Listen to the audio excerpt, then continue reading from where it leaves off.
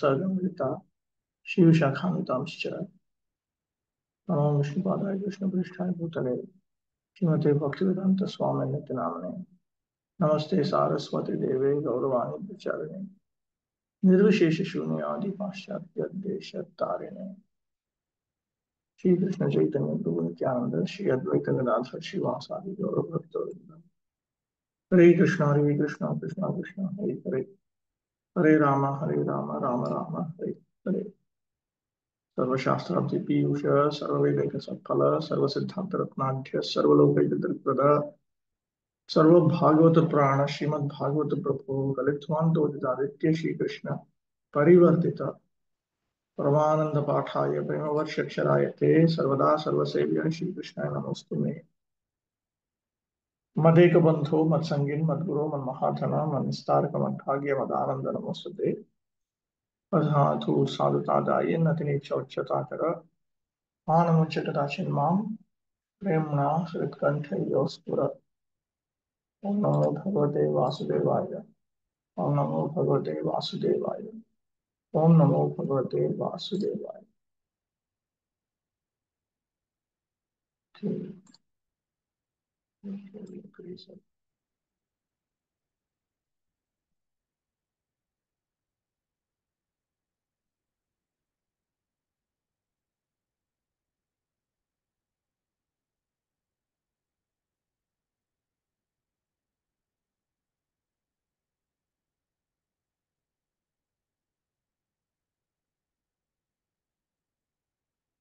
40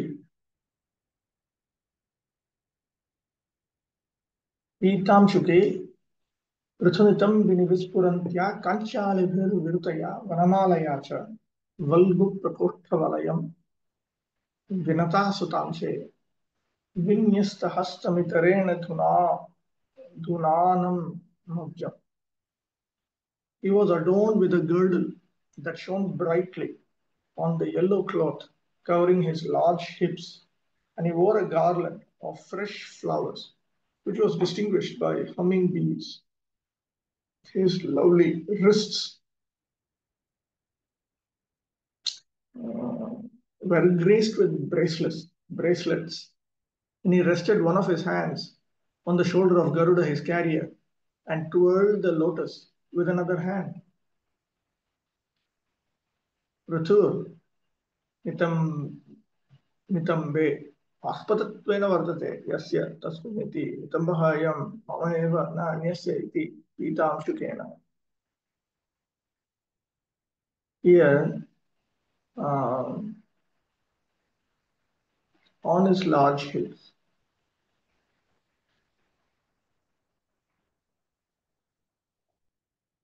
so this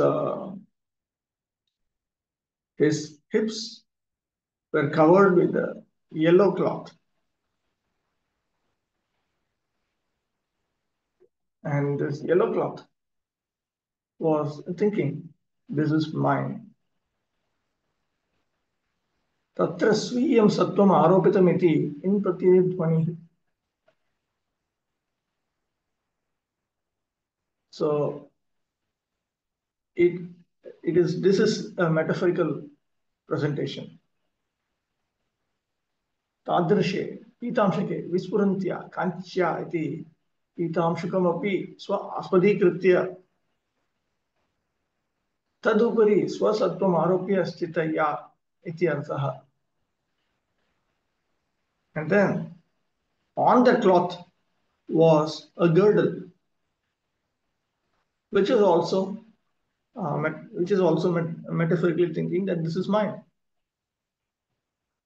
तथा ताम कांचीमपि स्व आस्पदीकृत्य तदुपरि स्थितया वनमालया कीदृश्या. Then on top of it there was a garland of fresh flowers. What kind of garland was that? Alibhi. It should be alibhi. What is it? Alibhi. This.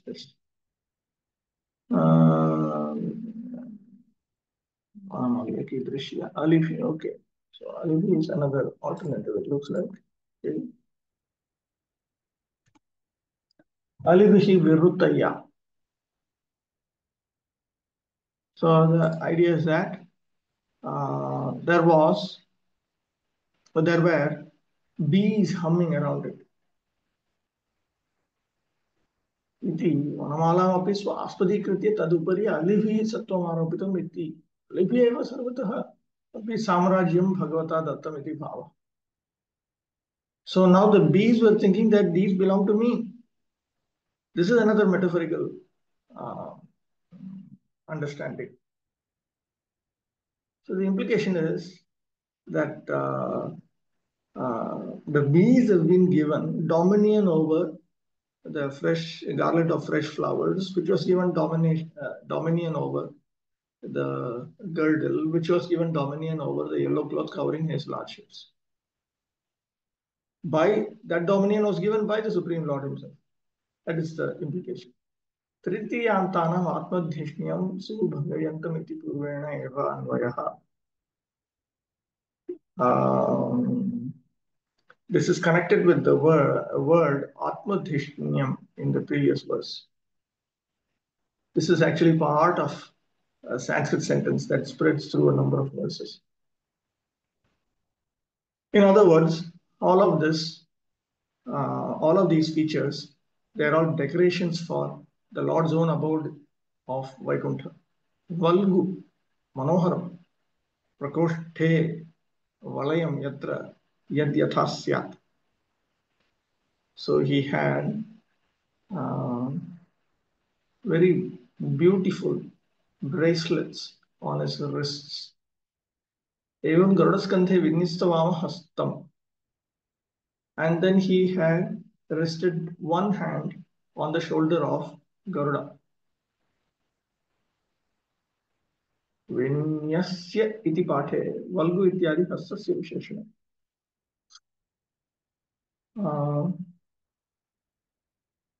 Vinyasya appears instead of vinyasta in some readings, which simply indicates that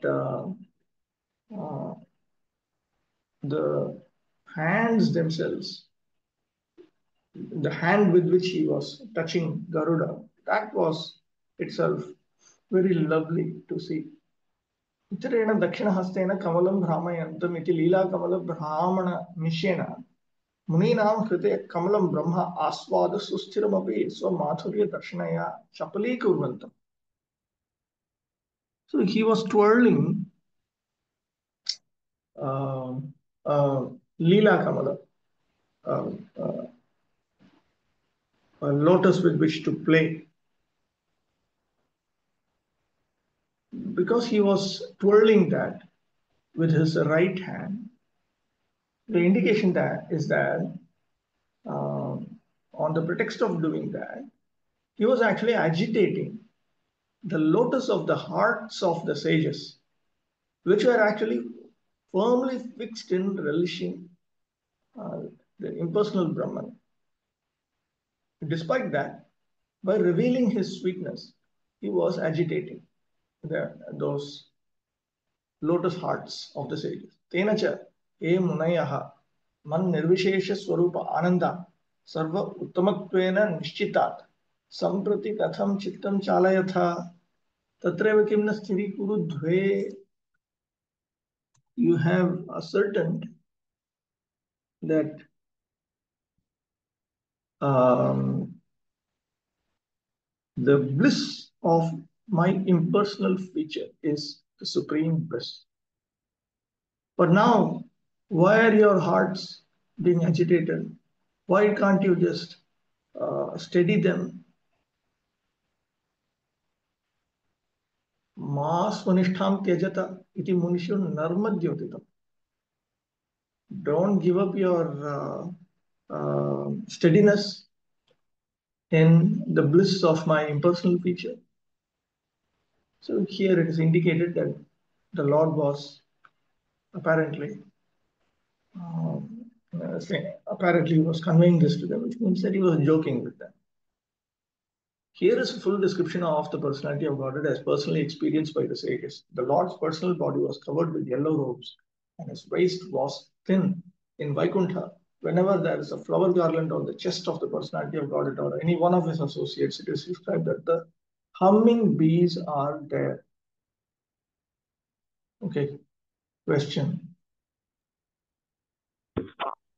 Prabhu, in previous slok, last day, I was asking that it's written Lord is equally pleased. Then you clarified that no, actually Lord is equally compassionate. But then after that, I noticed that in the very first line, Prabhupada is writing that Lord was equally pleased with both Where, the parties. where does he When say the he was, in the where does very it first line, what? Here is the first line. Where does he say he was equally pleased? when the Lord came, he was pleased with everyone. Yeah, he was pleased with everyone. Where does he say he was equally pleased with everyone?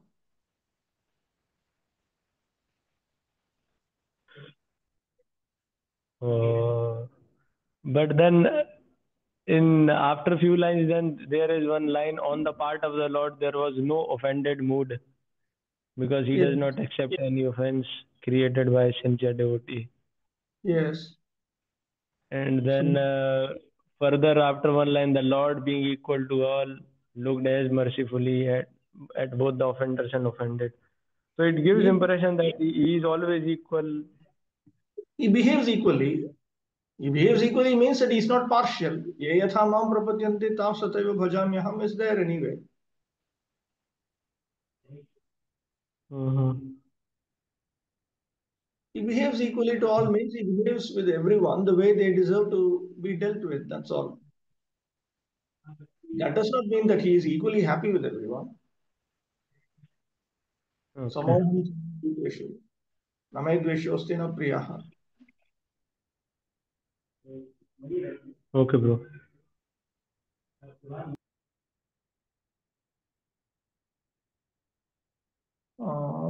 All these features were very beautiful and attractive for the devotees. One of the Lord's hands rested on his carrier, Garuda, and in another hand he twirled a lotus flower. These are personal characteristics of the personality of Godhead Narayana. 41. Vidyukshipan Makarakundala Mandanarha Gandasthalonasamukham Manimat Kiritam Dordanda Shanda Vivare Harata Parardhya Harena Kandharagatena Chakaustubhena. His countenance was distinguished by cheeks that enhanced the beauty of his alligator-shaped pendants, which outshone lightning. His nose was prominent, and his head was covered with a gem-studded crown. A charming necklace hung between his stout arms, and his neck was adorned with the gem known by the name Kaustubha. Okaantya vidyutah kshipanti ye makar akare kundale tayor mandana arhe gandasthale यत्र तच्च तथा उन्नतमुखं यस्य तं दोर्दण्डानां षण्डं समूहः तस्य विवरे मध्ये हरता मुनीनां चित्तं चोरयता अतएव शौर्यहेतुकभयमेव भुजच्छिद्रे प्रविशत इत्यर्थः. So through the light that was radiating from his own effulgence, uh, his cheeks deserved to be illuminated by two earrings which had uh, the shape of makaras. No, makara. Makara is generally stated to okay, makara like alligator. So then uh, the idea is that the cheeks they were decorated uh, by these two kundalas earrings, and they were so effulgent that they were as if they were rejecting or throwing away the effulgence from his own um, the light that was coming out from his own effulgence, natural effulgence. And his face had a raised nose. And then between his arms, the arms which were themselves stout like sticks, uh, there was this valuable necklace. What's this? There was this uh, ornament, or what do you call this? Necklace.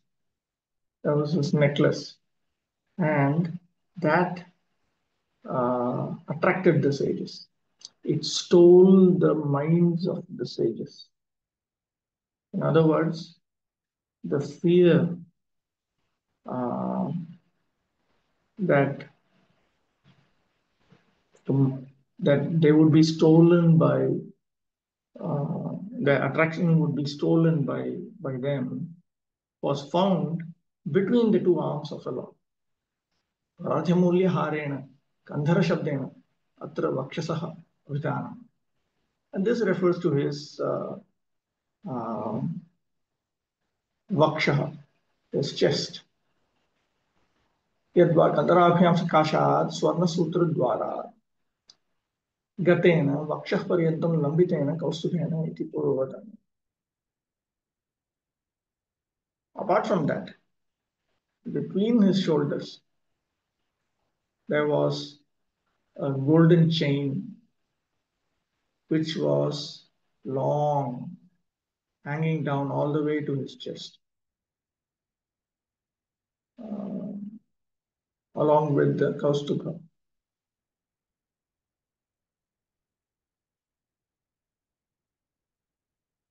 Hmm. 42. अत्रोपसृष्टमिति चोत्स्मितम् इन्दिराया स्वानां धिया विरचितम् बहु सौष्ठवाढ्यम् मह्यं भवस्य भवतां च भजन्तमङ्गं नेमुर्निरीक्ष्य न वितृप्तदशो मुदा कैः. The exquisite beauty of Narayana, being many times magnified by the intelligence of his devotees, was so attractive that it defeated the pride of the goddess of fortune in being the most beautiful. My dear demigods, the Lord who thus manifested himself is worshipable by me,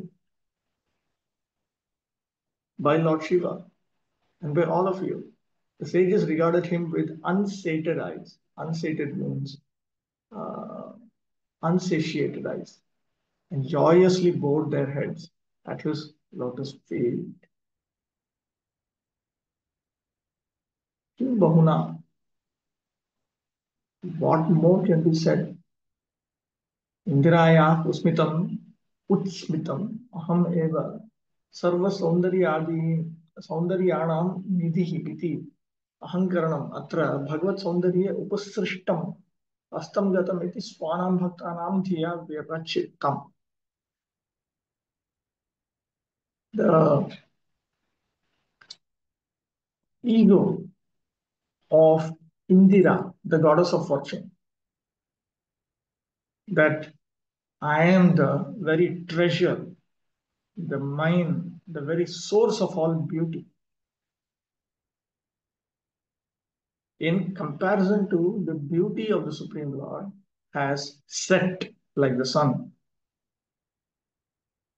So this idea was created in the minds of the Lord's devotees.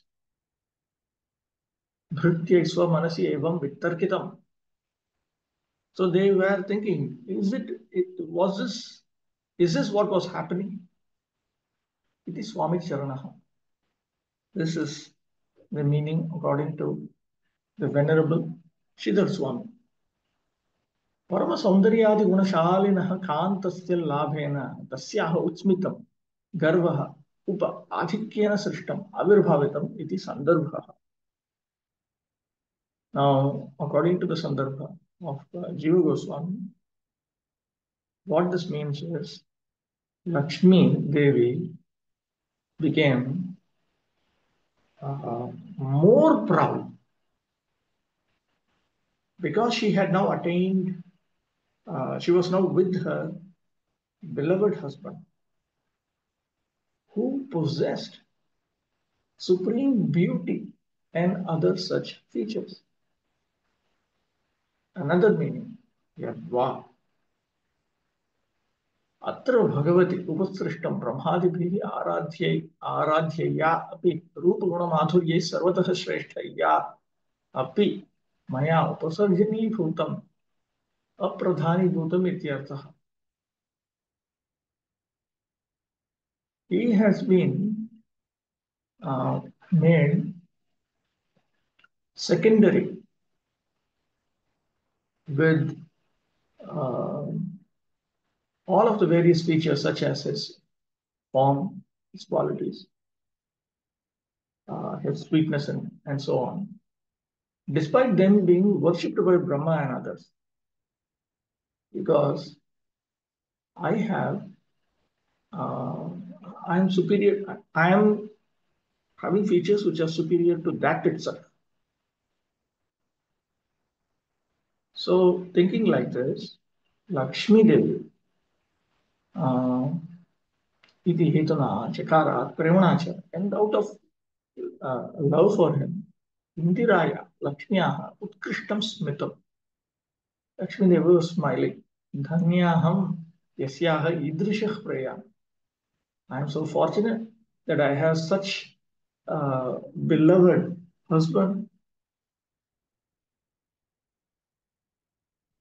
Iti anandotha ullasaha yasma. He was in great ecstasy. तथाभूतम अंगम भजंतम समुचित वस्त्र अलंकार आदि भी शोभयंतम न तो शंभुमिव सुंदरमपि अंगम भस्मादिभिः विरूपयन्तम इत्यर्थः. So even though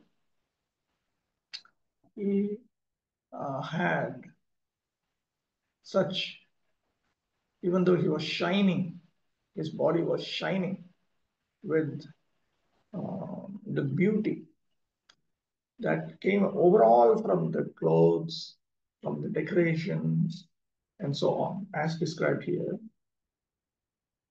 It was not like how Lord Shambhu, even though his body is very beautiful, it is distorted because of the ashes and other things which are smeared on him.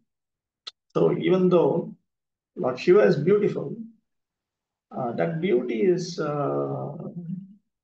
distorted because of this, by his own wish.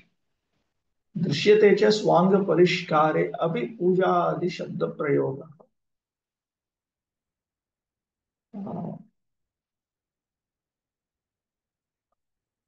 Even when you look at the usage of words for puja and so on, there also yatha padayopa alpa pujeti samudrikara.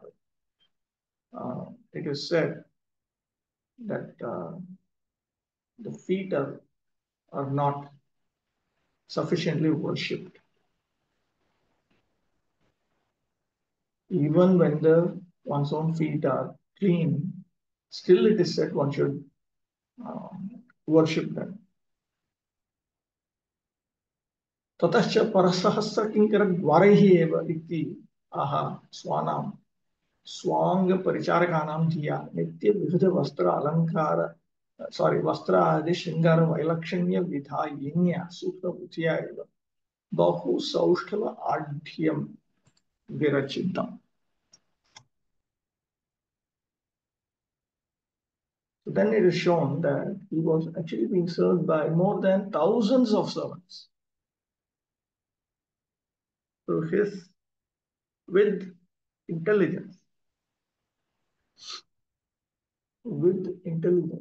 fine intelligence, intelligence on how exactly to arrange the unique several varieties of eternal clothes and other forms of decoration. there was a very fine enrichment of beauty. Angam punah kidrisham. How was his body? Bhavasya shambhoho bhavatam asmadadinam cha mahyam mahniyam. Of persons like me, as well as Bhava. Bhava means Lord Shiva.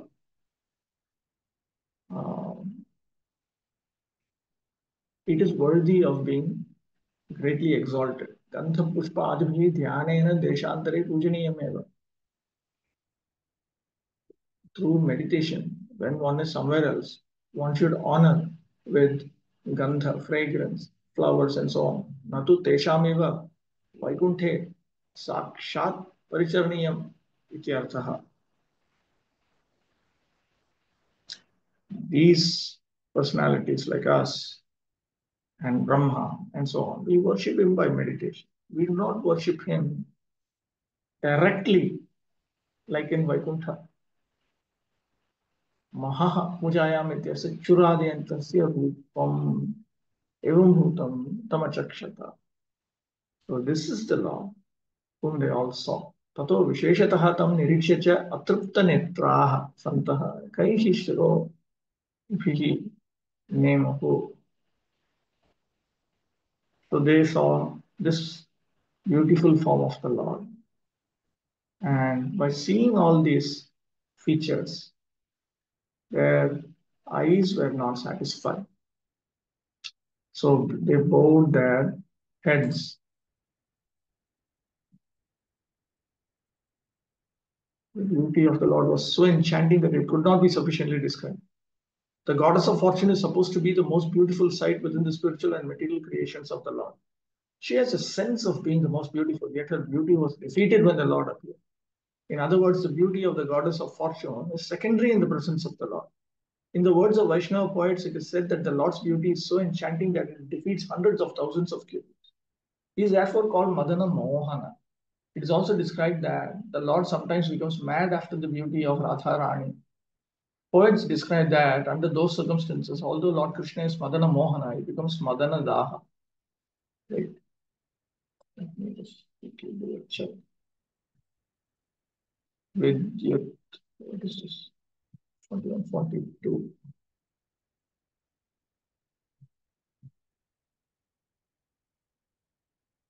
Okay. Or enchanted by the beauty of Radharani. Actually, the Lord's beauty is super excellent, surpassing even the beauty of Lakshmi and Vaikuntha. The devotees of the Lord in the Vaikuntha planets want to see the Lord as the most beautiful, but the devotees in Gokula or Krishna Loka want to see Radharani as more beautiful than Krishna. The adjustment is that the Lord, being Bhaktavatsala, or one who wants to please his devotees, assumes such features so that devotees like Lord Brahma, Lord Shiva, and other demigods may be pleased. Here also, for the devotee sages, the Rudras, and the devotee sages, the Kumaras, the Lord appeared in his most beautiful feature, and they continue to see him without satiation. That means they were not bored and wanted to continue seeing him more and more. Yes. Prabhu, can you please explain this line? Devotees of Lord in Vaikuntha want to see Lord as most beautiful, but devotees in Krishna want to see Radharani as more beautiful than Krishna. What is the reason for this, Prabhu? Because in Radharani is given more prominence in Gokula Vrindavana, because Krishna is more satisfied that way. That is why. So Krishna is satisfied when he sees her more beautiful than himself. More satisfied. Okay. 43. Taskyaravinda nayanasya padaravinda kinjalka mishra tulasi makarandavayu antargatasva vivarena chakaratesham sankshobamakshara abhishitta tanvo. When the breeze carrying the aroma of tulasi leaves from the toes of the lotus feet of the personality of Godhead entered the nostrils of those sages, he experienced a change both in body and in mind, even though they were attached to the impersonal Brahman understanding.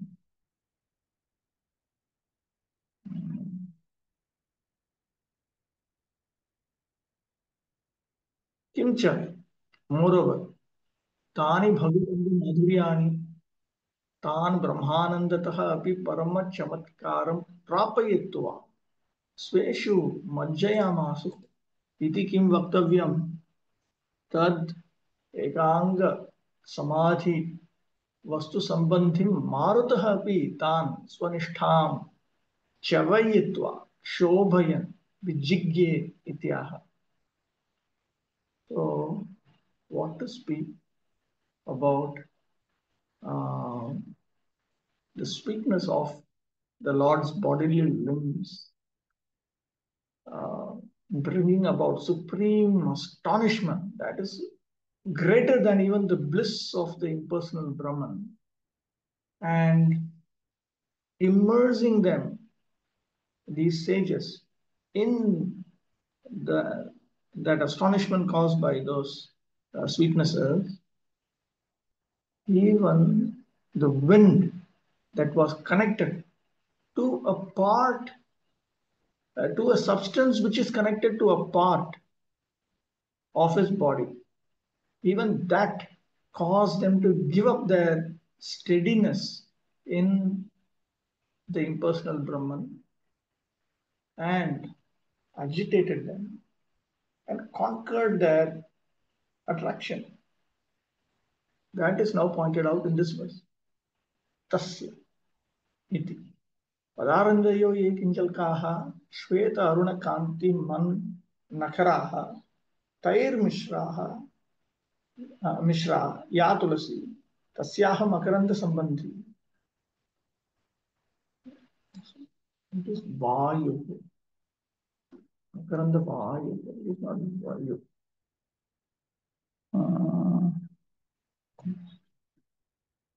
Vayu. Tesham. Antar. Antahkaranagataha. Tatra swa adhikaram kartumiva pravishtaha.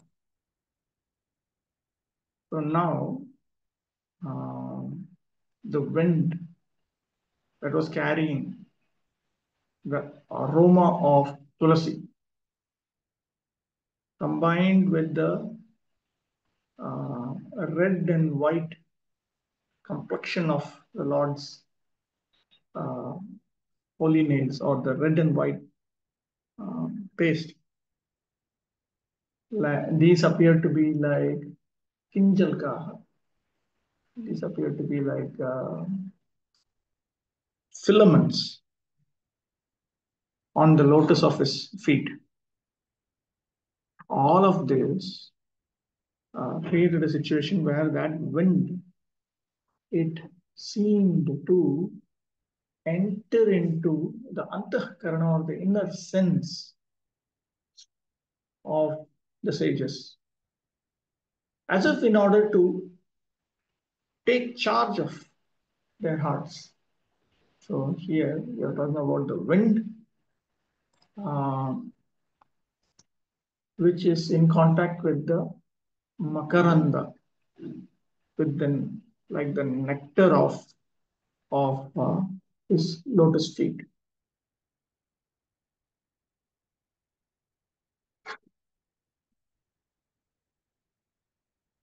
Strictly speaking, the fragrance of the tulasi, which is mixed with all of the it must be the nail polish. It looks like the white and red nail polish of this lotus feet. Anu agyam vina parakiya antahpura praveshaha sanakadinam iva sahasa anuchitah iti chet. But without an order, is it not that to enter into the inner quarters that belong to someone else, like the hearts of the four Kumaras, forceful? Is it not inappropriate? Tatra sanyayamaha. Then it is logically explained, rightfully explained. Swavivarena, nasachidrena. They entered through the nostrils of the sages.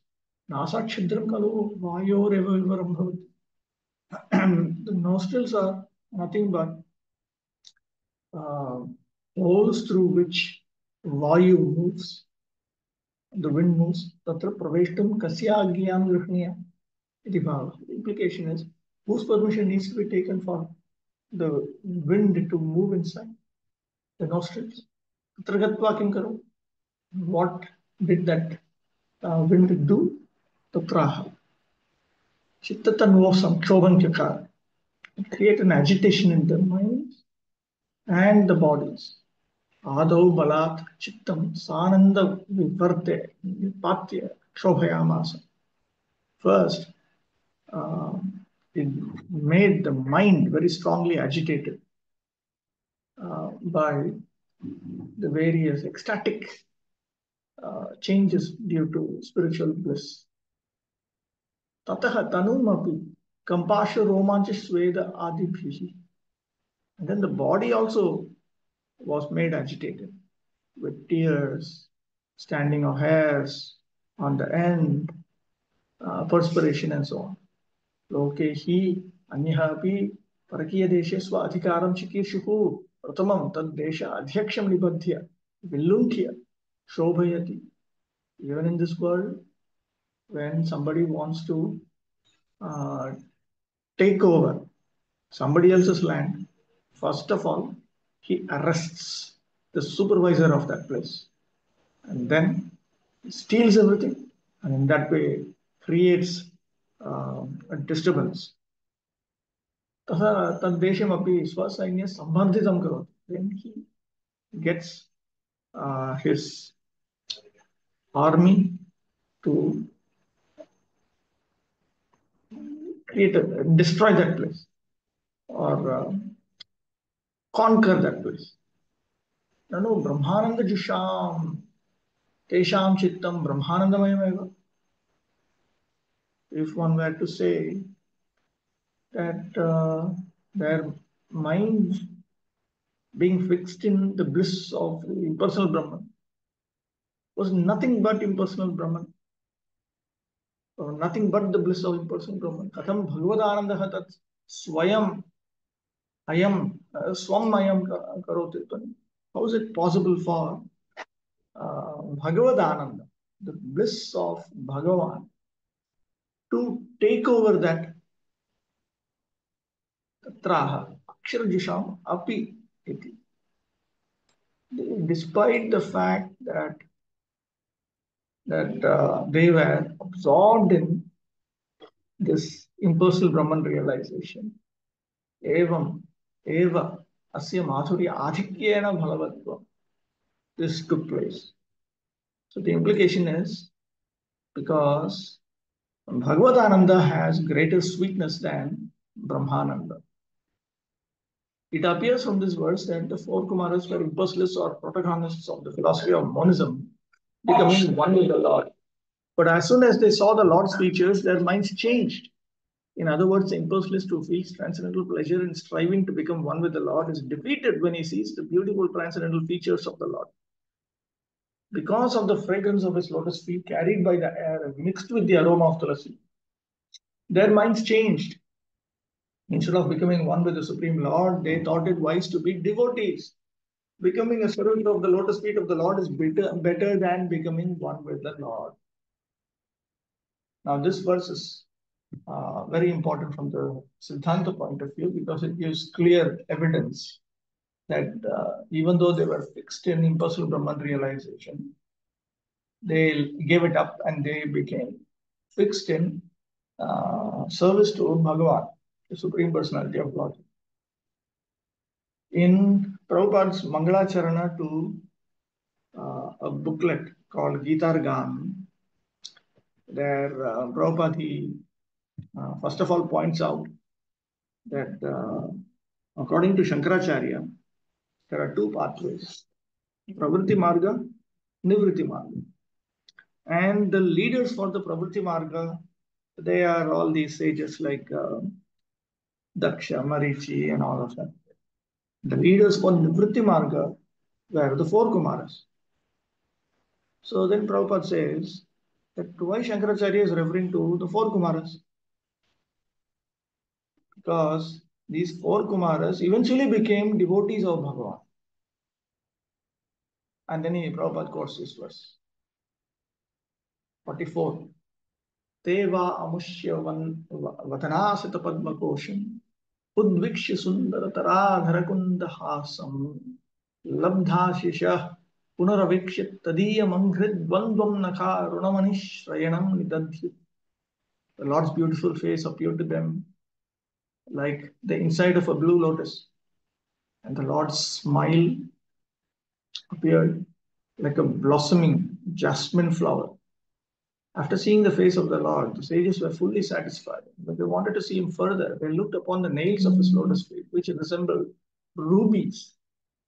Thus, they viewed the Lord's transcendental body again and again. And so they finally achieved meditation on the Lord's personal feature. Okay, question? Prabhu, in the previous purport, they wanted to become one with the Supreme Lord. This means they wanted to become qualitatively one with the Supreme Lord, the Chatuskumaras. Yes, they wanted to attain impersonal Brahman realization. Correct. Okay, it is not that they wanted to become Lord. That is not there. No? No, this whole idea of becoming one with the Lord simply means that you are only interested in experiencing the qualitative oneness of all varieties of spirit, the Supreme Spirit, the limited spirits, and so on. You're not interested in seeing the internal varieties. It is like becoming colorblind. They want to be in those who are hankering for impersonal Brahman realization. They want to become variety blind. That is what is referred to as this merging. Okay. Okay. एवं तुलसीगन्धेन शोधित प्राणानां तेषाम् इन्द्रियाणां च प्राण अधीनत्वात् प्रथमं चक्षुर्भ्यां रूपमाधुर्यग्रहणे लब्ध अधिकाराणां रूपमाधुर्यस्य च प्रत्यङ्गगत वैविध्येन अनन्त्यात् युगपज्जिघृक्षायाम् आवेगसञ्चारी कारितम् आनन्दसम्मर्द वैवश्यमाह. So here, the fragrance of tulasi, it purified their pranas, their life airs. And because, and then their senses were also purified because the senses are dependent on the life airs. So, first of all, the eyes were the ones that attained the qualification to experience the sweetness of the Lord's form. And then once that came about, then they started to experience simultaneously all the different sweetnesses, because each form, each part of the Lord's body has unlimited bliss of so many different varieties also. But simultaneously, they had the desire forcefully. They had the desire to experience all of those sweetness. And that spiritual disturbance was brought about by that bliss. So it took over their entire body. That is what is pointed out in the current verse. Why? Nishchitam. Certainly, they saw the Lord's face. Vadanameva asita padmasya koshaha. So it was the inner portion of a blue lotus. Bahya rukshadala patala rahitaha antarbhagaha. And it does not have harsh outward all these petal-like coverings.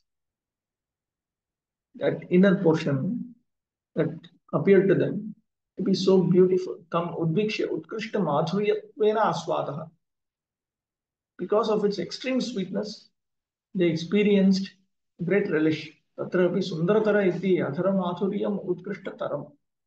And then they experienced the sweetness of his. It's all just by seeing. They saw that his lips were even more beautiful and so on. Taduparicha hasa parihasa madhuryam utkrishta tamam. And what to speak of the way he was speaking, laughing, that was even more sweet. Labdha ashisha iti. So they uh, were previously blessed. That was a fact. Labdha ashisha. They had achieved the aims of life. So previously they had been blessed by Brahma, who was their father, and by their brother Narada. They had previously blessed them that may you all attain bhakti, pure bhakti. Tat phalalabha talabdha. It is because of those blessings that they were now experiencing all of this. Ho charana saundaryam kidrishamiti mukham madhuriyam ishadeva grihitva तत्र अतृप्ता एव ते चरणमाधुर्ये Dutt इक्षणा बभूवुः. So then they were thinking, oh, just see how beautiful are his feet. So having slightly grasped the sweetness of his face, they again looked at his beautiful feet because they were not fully satisfied. नखा एव अरुणमयः तेषां श्रयणम् आश्रयभूतम् अङ्घ्रिद्वन्द्वौ पुनरेवाधः प्रदेशे ईक्षित्वा ईषद्वीक्ष्य निदध्युः पुनरपि मुखं वीक्ष्य पुनः पुनः अपि एवं ददृशुः इत्यर्थः. His own feet, they were simply like ruby, like as if they were like a string of ruby nails. The feet had nails, but the nails appeared to be like very attractive gems for them. And then they saw the soles of his feet. And then they again they focused their minds and looked at his face. So in this way, again and again they saw. Nirvarnam tu nidhyanam darshanaalokanikshana ityamaraha. Evam Sri Swami Charana tu. So Swami Charana or Srila Sridhar Swami in this regard, he says, because Yugapat Sarva Angat Lavanya Grahana Ashakte, because you are not capable of grasping the charm of every part of the Lord's body at the same time. Paschad Nidadhyu Jatavata. Till later they meditated. Later means not much later, but at that very time, see, they were these are all real facts. This is how one actually becomes attracted to the spiritual form of the Supreme Lord. There is a similar description comes in Madhuri Kadambini also. So they were because they looked at his feet and then now they're looking at the face because the face also looks so beautiful. But while looking at the face, they're thinking that, oh, but we are losing the sweetness of the feet. So when they're looking at the face, they're also meditating on the feet. Ityahu. This is pointed out by Sridhar Swami in his commentary. Evamatra labdha ashishaha iti agrecha pitranuvarnitaraha iti abhyam bhakta kripanugaminnya bhagavad kripaya eva esham bhaktehu utpattau api. Now, labdha ashishaha itself, or they had now fulfilled all the blessings that they had gotten. And from a later verse, text 46, it will be clear that they attained the blessings of their father, because the Lord was exactly like how their father had described. So from this, it is understood that the mercy of the Supreme Personality of God in Bhagavan follows the mercy of his pure devotees. That is how one develops bhakti. Despite this, Bhagavad Kripaya bhuyastva bhumna vyupadesha bhavanti iti nyayena Bhagavad Kripaya eva sanakadinam bhakti eva tesham tad madhurya anubhava iti prasiddhi. Still, because the mercy of Bhagavan was greater than the mercy of his devotees, and labels are given according to what is predominant, it is commonly said that the experience of the sweetness of Bhagavan came about by the bhakti of the four Kumaras, which itself came about by the mercy of Bhagavan only. 45. पुंसां गतिं मृगयता विषयोगमार्गे ध्यानास्पदं बहुमतं नयनाभिरामं पौंस्नं वपुर् दर्शयानम् अनन्यसिद्धैरौपत्तिकैः समगृणन् हितमष्टभोगैः. This is the form of the Lord, which is meditated upon by the followers of the yoga process, and it is pleasing to the yogis in meditation.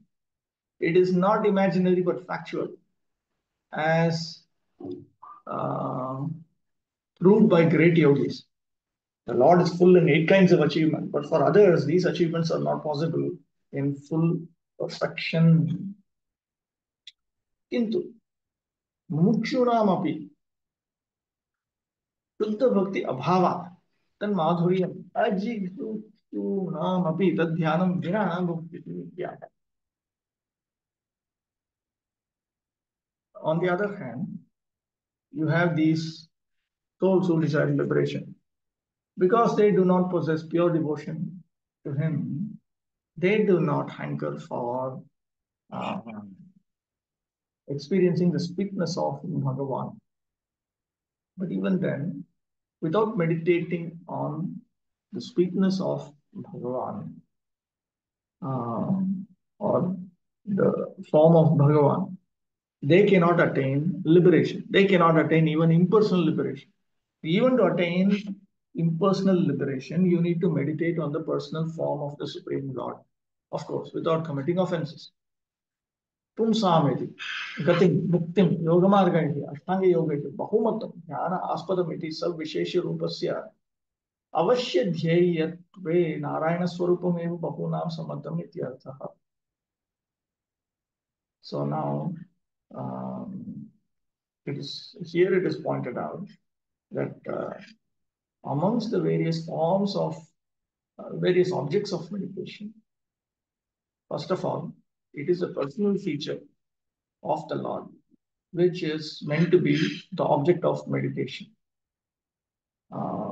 And amongst the various objects of meditation, amongst the many objects of meditation, it is the form of Narayana that is approved by most in the pathway of Ashtanga Yoga.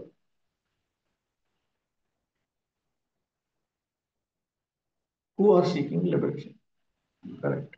Paunsnam Purusha Sambandhi Vapur Darshayantam iti Mohinyadi Vapur Antaramapi Tasya Bhagavad Shabdavacham Bahutaram Asti iti Dhvanitam. So now there are several forms of the Lord, such as Mohini also. They are all accepted as Bhagavan. So despite that, here they were shown the Lord's male form, Paunsnam, Purusha Sambandhi. So but all the various forms of the Lord, they are referred to as Bhagavan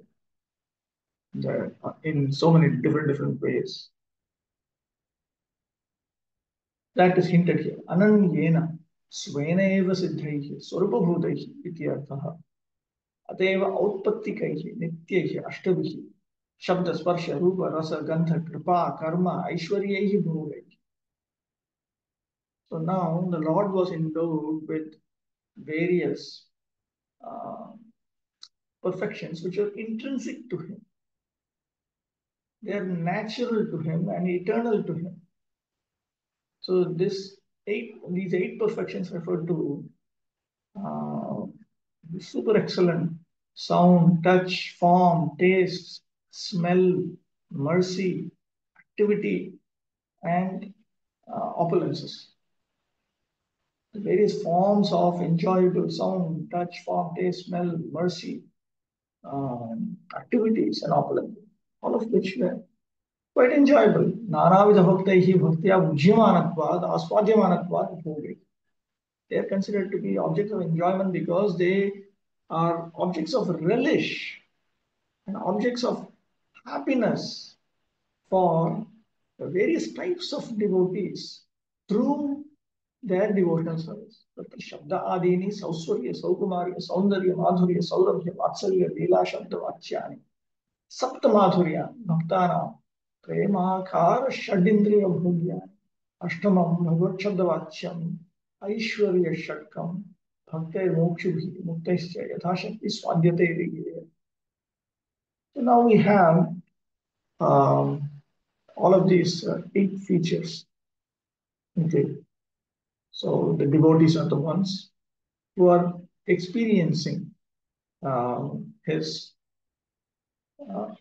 sound in the form of sweet ones, touch in the form of his body's softness. Then you have a form in the form of his beauty. Then you have taste in the form of his sweetness. Then you have smell in the form of his fragrance. Then you have mercy in the form of his affection. Activities in the form of his pastimes. So in these ways, these seven are seven types of sweetnesses for the devotees. And they're all meant to, they will all be experienced by the six senses of the devotees in the form of their pure love for him. Then we have the seventh feature, the eighth feature. The eighth feature refers to the six forms of opulences, which are referred to by the very word Bhagavan. So, according to their capabilities, the devotees and those who seek liberation and those who are liberated, they relish them. This should be understood. Ashtabhogaihi animadya ashta aishwaryahi diva. Now, there's another understanding that is possible, that the eight forms of achievement, eight kinds of achievement, Ashtabhogaihi, refers to the eight types of yogic opulences in the form of anima, laghima, mahima, and so on. Anima, mahima, and so on. That's another. There's something in the chat box. What is the role of Radharani in our spiritual life? We don't see any role from Dhruva and Prahlad Maharaj's life. No, they were all blessed by the goddess of fortune, who is none but Radharani. When the Lord appears to his devotees in the form of Vishnu, then Radharani is the goddess of fortune, Shri. Shri is with Vishnu. Lakshmi Narayana, Shri Vishnu. So Dhruva was given mercy by the representative of the goddess of fortune, Narada Muni. Prahlad Maharaj, he was also blessed by Narada Muni, who represents Shri. The goddess of fortune is the ultimate spiritual master in Vaikuntha. The success of the yoga process is very nicely described here. It is specifically mentioned that the form of the Lord as four-handed Narayana is the object of meditation for the followers of Yoga Marga. In the modern age, there are so many so-called yogis who do not target their meditation on the four-handed Narayana form. Some of them try to meditate on something impersonal or void, but that is not approved by the great yogis who follow the standard method. The real Yoga Marga process is to control the senses, sit in a solitary and sanctified place, and meditate on the four-handed form of Narayana, decorated as described in this chapter, as he appeared before the four sages. This Narayana form is Krishna's expansion. Therefore, the Krishna consciousness movement, which is now spreading, is a real topmost process of yoga practice. Yes, question. Prabhuji, if even impersonalists have to meditate on Lord's form to achieve Brahmajyoti, then they don't get attracted like four Kumaras to serve Lord's lotus feet, seeing the beauty and sweetness. So, what is your question? Oh, I frame it wrong. So, don't they get attracted just like the four Kumaras? Yes, they don't get attracted. Correct. So, because they did not had blessings of devotees like Brahmaji and Naraji, and four sages had them. Yes, Is there yes. difference? And this one is blessed by the pure devotees of the Supreme Lord. It is not possible to come to that point.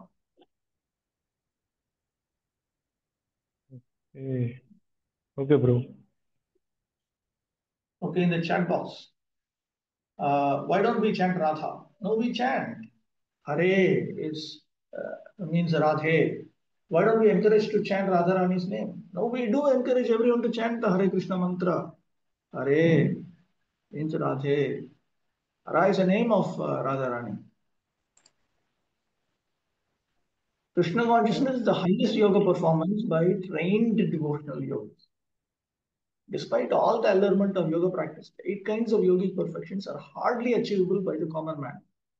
But here it is described that the Lord who appeared before the four sages is himself full of all 8 of those perfections. The highest yoga marga process is to concentrate the mind 24 hours a day on Krishna. This is called Krishna consciousness. The yoga system as described in Srimad Bhagavatam and Bhagavad Gita, or as recommended in the Patanjali yoga process, is different from the nowadays practice Hatha yoga, as it is generally understood in the Western countries. The real yoga practice is to control the senses, and after such control is established, to concentrate the mind on the Narayana form of the Supreme Personality of Godhead, Sri Krishna. Lord Krishna is the original personality of Godhead, and all the other Vishnu forms with 4 hands decorated with conch, lotus, club, and wheel are plenary expansions of Krishna. In Bhagavad Gita, it is recommended that one meditate upon the form of the Lord. To practice concentration of the mind, one has to sit with the head and the back in a straight line, and one must practice in a secluded place, sanctified by a sacred atmosphere. The yogi should observe the rules and regulations of brahmacharya to strictly live a life of self-restraint and celibacy. One cannot practice yoga in a congested city, living a life of extravagancy, including unrestricted sex indulgence and adultery of the tongue. Yoga practice necessitates controlling the senses, and the beginning of sense control is to control the tongue. One who can control the tongue can also have control over the other senses. One cannot allow the tongue to take all kinds of forbidden food and drink, and at the same time advance in the practice of yoga. It is a very regrettable fact that many unauthorized so-called yogis come to the Western countries and exploit people's inclination towards yoga practice. Such unauthorized yogis even dare to say publicly that one can indulge in the habit of drinking and at the same time practice meditation. 5,000 years ago, Lord Krishna recommended yoga practice to Arjuna, but Arjuna frankly expressed his inability to follow the stringent rules and regulations of the yoga system. One should be very practical in every field of activities and should not waste his valuable time in practicing useless gymnastic feats in the name of yoga. Real yoga is to search out the four-handed super soul within one's heart and see him perpetually in meditation. Such continual meditation is called samadhi, and the object of this meditation is the four-handed Narayana with bodily decorations, as described in this chapter of Srimad Bhagavatam. If, however, one wants to meditate upon something void or impersonal, it will take a very long time before he achieves success in yoga practice. We cannot concentrate our mind on something void or impersonal. Real yoga is to fix the mind on the form of the Lord, the four-handed Narayana who is sitting in everyone's heart. By meditation, one can understand that God is seated within one's heart. Even if one does not know it, God is seated within the heart of everyone. Not only is He seated in the heart of the human being, but He is also within the hearts of cats and dogs. Bhagavad Gita certifies this fact by the declaration of the Lord, Ishvara Sarvabhutanam Hrideshe. The Ishvara, or the supreme controller of the world, is seated in the heart of everyone. Not only is He in everyone's heart, but He is also present within the atom. No place is vacant or devoid of the presence of the Lord. That is the statement of Ishopanishad. God is present everywhere, and His right of proprietorship applies to everything. The feature of the Lord by which He is present everywhere is called Paramatma. Atma means the individual soul, and Paramatma means the individual super soul. Both Atma and Paramatma are individual persons. The difference between Atma and Paramatma is that the Atma of the soul is present only in a particular body, whereas the Paramatma is present everywhere. In this connection, the example of the sun is very nice. An individual person may be situated in one place, but the sun, even though a similar individual entity, is present on the head of every individual person. In Bhagavad Gita, this is explained. Therefore, even though the qualities of all entities, including the Lord, are equal, the super soul is different from the individual soul by quantitative power of expansion. The Lord or the super soul can expand himself into billions of different forms, whereas the individual soul cannot do so. The super soul being seated in everyone's heart can witness everyone's activities, past, present, and future. In the Upanishads, the super soul is described as being seated with the individual soul as friend and witness. As a friend, the Lord is always anxious to get back his friend, the individual soul, and bring him back home, back to Godhead. As a witness, he is the bestower of all benedictions, and he endows each individual with the result of his actions. The super soul gives the individual soul all facilities to achieve whatever he desires to enjoy in this material world. Suffering is a reaction to the living entity's propensity to try to lord it over the material. But the Lord instructs his friend, the individual soul, who is also his son, to give up all other engagements and simply surrender unto him for perpetual bliss and an eternal life full of knowledge. This is the last instruction of Bhagavad Gita, the most authorized and widely read book on all varieties of yoga. Thus, the last word of Bhagavad Gita is the last word in the perfection of yoga. It is stated in Bhagavad Gita that a person who is always absorbed in Krishna consciousness is the topmost yogi. What is Krishna consciousness? As the individual soul is present by his consciousness throughout its entire body, so the super soul or Paramatma is present throughout the whole creation by super consciousness. That means unlimited consciousness. This super conscious energy is imitated by the individual soul who has limited consciousness. I can understand what is going on within my limited body, but I cannot understand what is going on in another's body. I am present throughout my body by my consciousness, but my consciousness is not present in another's body. The super soul or Paramatma, however, being present everywhere and within everyone, is also conscious of everyone's existence. The theory that the soul and the super soul are one is not acceptable because it is not confirmed by authoritative Vedic literature. The individual soul's consciousness cannot act in super consciousness. This super consciousness can be achieved, however, by dovetailing individual consciousness with the consciousness of the Supreme.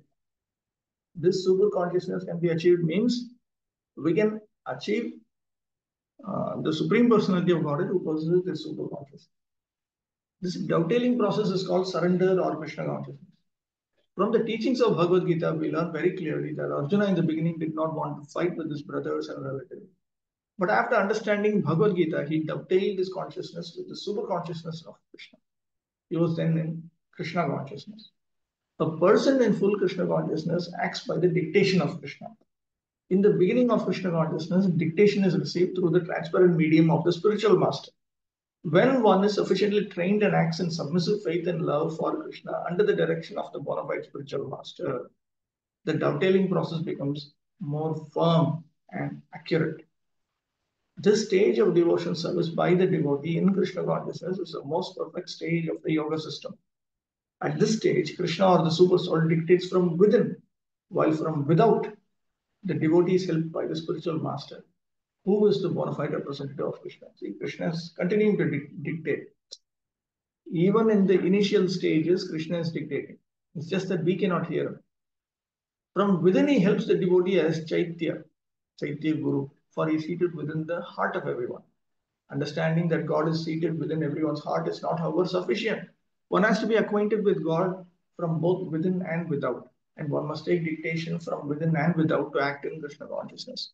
This is the highest perfection stage of the human form of life and the topmost perfection of all yoga.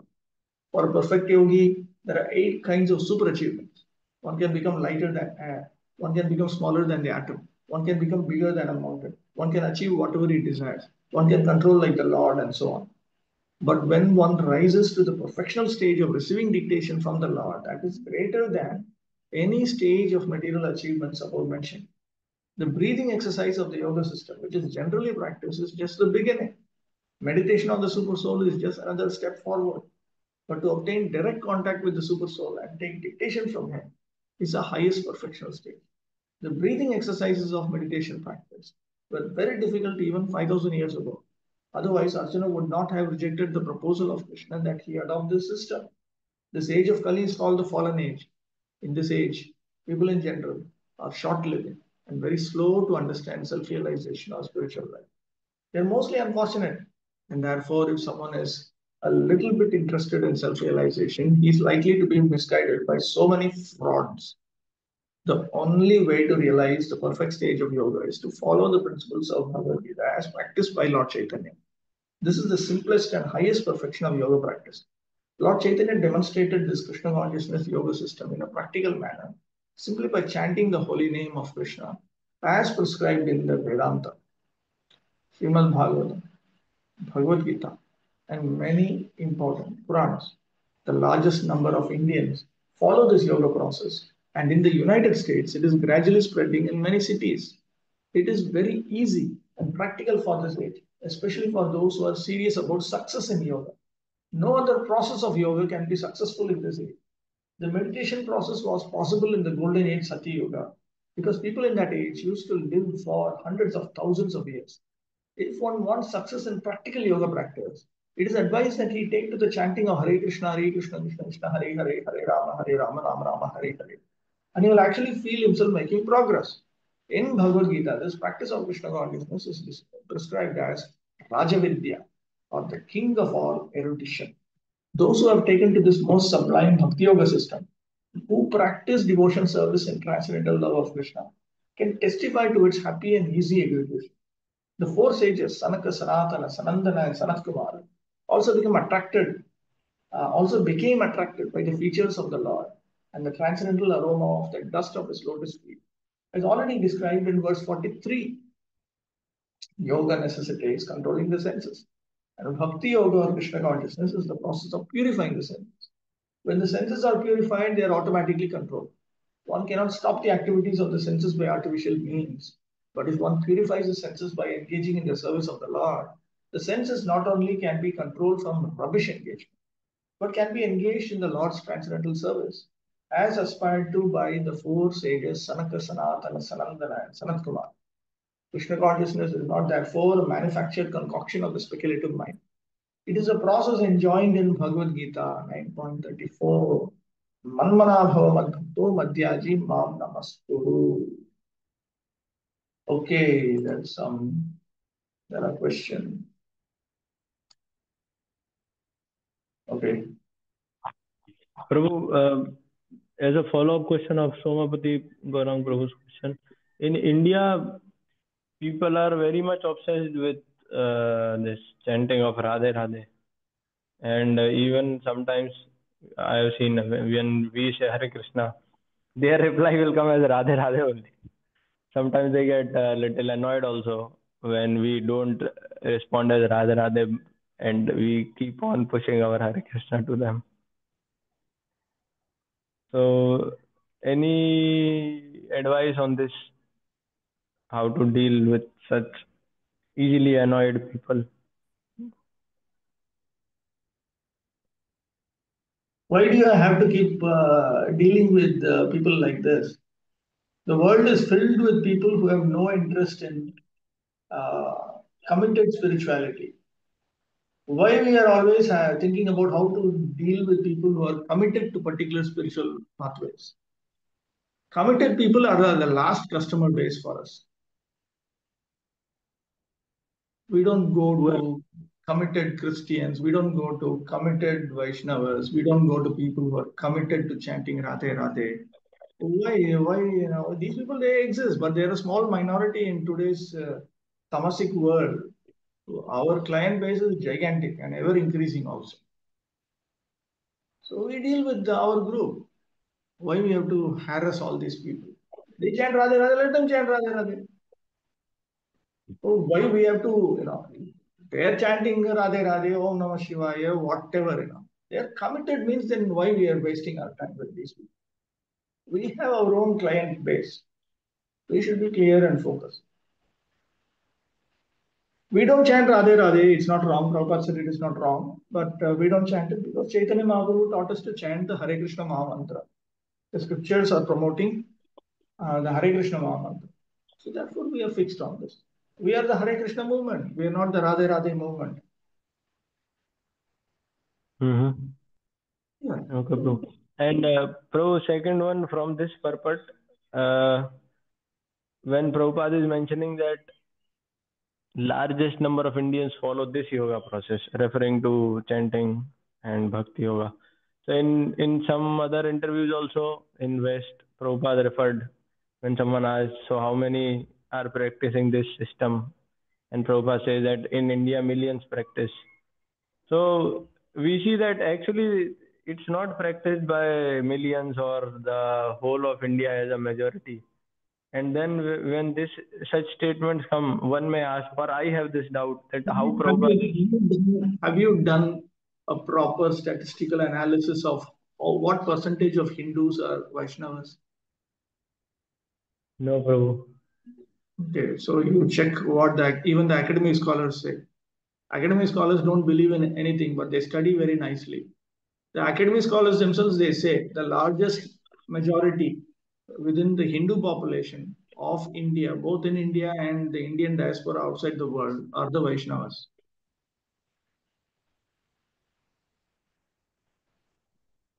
Okay.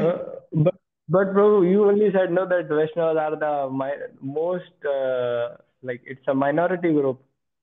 No. Pure Vaishnavas is one thing. But the ones who worship Lord Vishnu as a supreme being, that is a large majority now. Even more than the demigod worshippers. Yeah, there are the ones who claim allegiance to Vishnu, that happens to be the majority, at least now. I don't know about later on what will be, at least as of now. Vaishnavism is the largest branch of Hinduism. It's a fact. Oh, okay. Oh. But it appeared otherwise. Like nowadays, most Hindus. One day you also were mentioning that most of them are Mayavadis. They don't have any clear idea. Something But they do. Vishnu Rasya Devata iti Vaishnava. As far as whom do they worship? Now they may worship Lord Vishnu for so many reasons. That's a different issue. But as far as worship, as far as a process of worship, external process of worship, it's not that these people are systematically engaged in the process of bhakti yoga. These people are accepting Lord Vishnu as a supreme and they're engaged in this to different degrees. And that is a fact. That is the largest majority of, that is a majority in Hinduism as of now. Okay, bro. Thank you, bro. 46. Kumara Uchuku. Yontarhito Hridigatopi Duratmanam Tvam Sodyevano Nayanamulam Ananta Radha Yadhyeva Karna Vivarena Guham Gato Na Pitranuvarnita Raha Bhavadudbhavena. The Kumara said, our dear Lord, you are not manifested to rascals, even though you are seated within the heart of everyone. But as far as we are concerned, we see you face to face, although you are unlimited.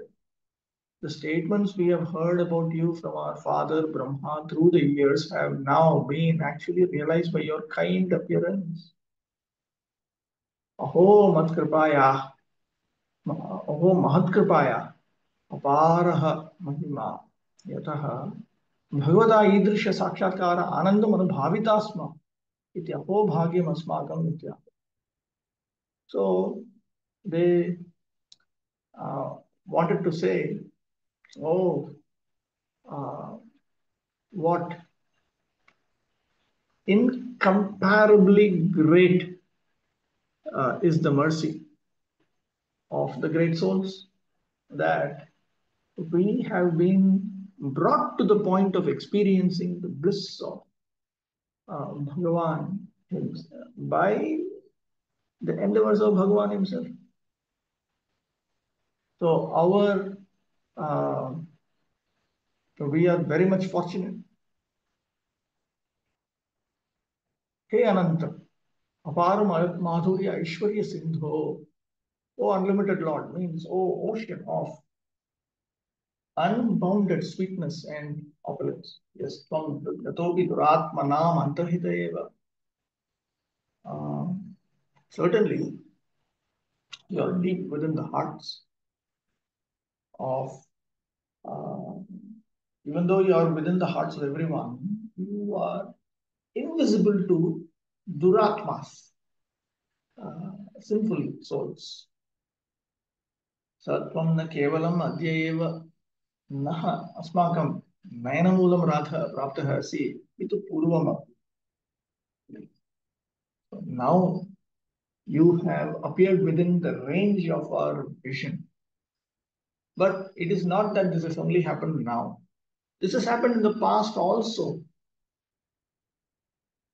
Nanu kadaham evam drishtahasam. But when did I appear in the past? Tatra sarasamahu yarhiti. Then they say that with good humor, yarhiti nasmarasi. Bhavad udbhavena pitra brahmana varnitam raha yasya sarvam yada eva naha asmakam. Karna margena guham gataha praptaha asi tada eva. You had actually appeared to us when you had entered into our hearts through the pathway of the years. That happened when our father, Lord Brahma, had continuously described various secrets about you. So at that time, you had appeared. Don't you remember that? Ayamartha. This is the point. Bho Brahmanubhavinaha Mattanayaha Brahma Sakshatkaraadapi Bhagavat Sakshatkaraha Koti Gunita Anandaha Saha Api Bhavatam Astu Satu Bhagavan Nilotpala Dala Shyamala Pinayutu Chaturbahu Kataka Keyura Kundaladi Manditaha Chandravadanaha Vaikunthe Virajamanaha Bhaktya Labhyate इति भगवद भक्तस्य अस्मत् पितुः कृपाशीर्वचनं यदा एव श्रौष्म तदैव कारणे लब्धे तत्फललब्धेः आवश्यकत्वात् भावि किल अद्यतनमपि भगवद्दर्शनं तद्भक्तकृपा अतुल्यकालमेव जातम्. So Lord Brahma, he had said, "Oh my dear sons, you are all realizing the impersonal Brahman feature. But superior to this impersonal Brahman feature, the experience of this Brahman feature is the experience of Bhagavan. That bliss is crores of times greater. Let that be experienced by all of you." So he had actually said that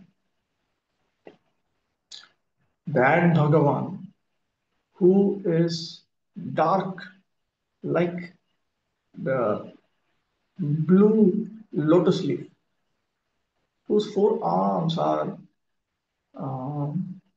wide and stout, who is decorated with anklets, bracelets, earrings, and so on, whose face is like the moon. He shines in Vaikuntha and he can be attained by the process of bhakti. So, this merciful blessing, statement of blessing, we had heard from our father, who is a devotee of Bhagavan, your Lordship.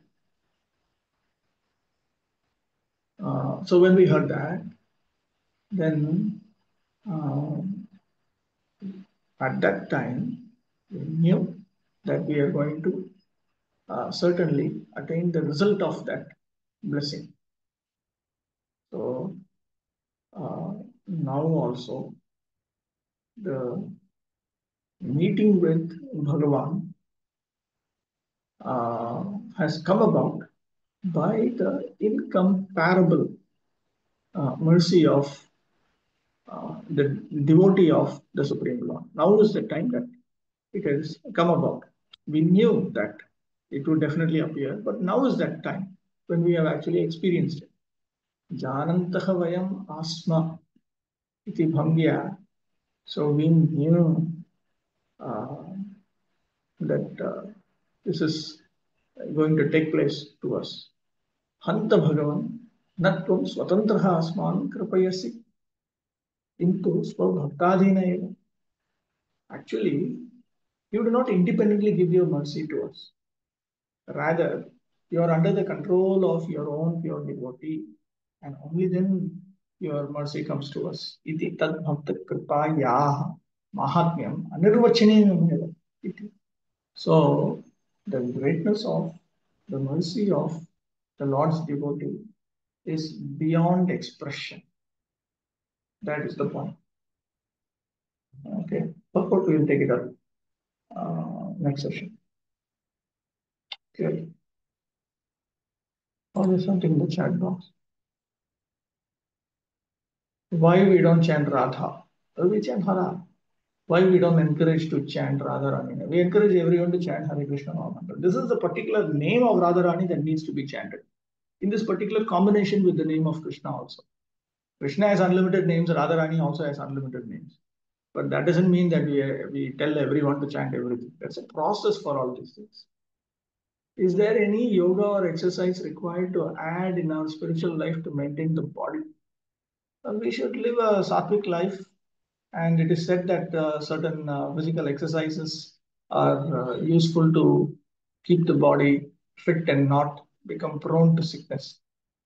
The Lord's personal body was covered with yellow robe. What is the significance of yellow color? When you go to Vaikuntha, you ask Lord Narayana, why do you wear yellow cloth? Why don't you wear purple, blue, green, tangerine? Why do you wear yellow? You ask him. Okay? Anshakalpatarvyasya kripasindhushyavacha paritanam bhavane yo Vaishnave yo namo. Okay.